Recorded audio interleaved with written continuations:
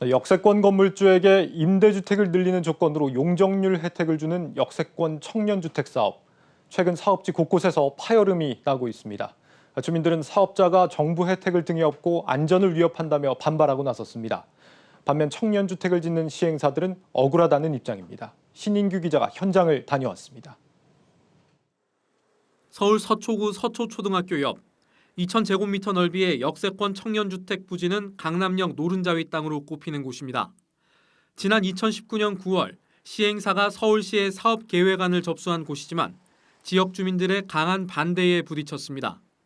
일조권 침해, 주변 집안 침하 우려 등 여러 이유가 있지만 가장 민감한 건 바로 옆 초등학교 학생들의 안전 문제입니다. 아이들의 도보라든지 통학로에 대한 검토는 전혀 이루어지지 않고 있더라고요. 그리고 아까 교육환경 평가도 21층부터 할 수 있는데, 그러니까 아이들의 절대 보호구역에서 이루어진 20층 건물에 대한 어떤 아이들의 안전평가가 전혀 이루어지지 않고 있는 거예요. 해당 사업 시행사는 서울시의 사전 자문을 받고 여러 가지 문제를 수차례 검토했다며 법을 지키지 않은 부분은 없으며 앞으로 공청회 등을 통해 주민과 협의해 나갈 것이라고 밝혔습니다.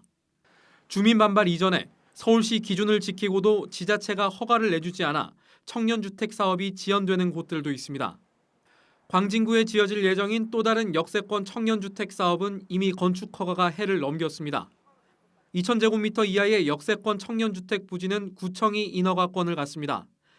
해당 부지 사업자는 허가를 받기 위해 계획을 수정하고 주차장 부지를 서울시 기준보다도 늘리기로 했지만 몇 달째 구청이 움직이지 않으면서 그동안 추가로 낸 금융 비용만 억대 이상이라고 말합니다. 역세권 청년주택은 정부가 청년 임대주택 공급을 조건으로 같은 땅이라도 더 많은 집을 지을 수 있도록 용적률 혜택을 줍니다. 기존 도시계획을 바꿔 진행되는 이 같은 사업들이 지역 교통과 주차난 등 문제를 야기할 가능성이 높다는 게 자치구들의 입장입니다. 결국 용적률 상향과 같은 기존의 혜택이 지자체 현장에서 적용하기엔 과도한 데다 예견되는 반발에 대한 조율도 더딘 게 역세권 청년주택 파열음의 원인으로 이 부분에서 해법을 찾아야 한다는 지적입니다. 약자를 위해서 더 약자를 희생시킬 수는 없다. 이런 논리라고 생각을 하시면 될 것 같고요.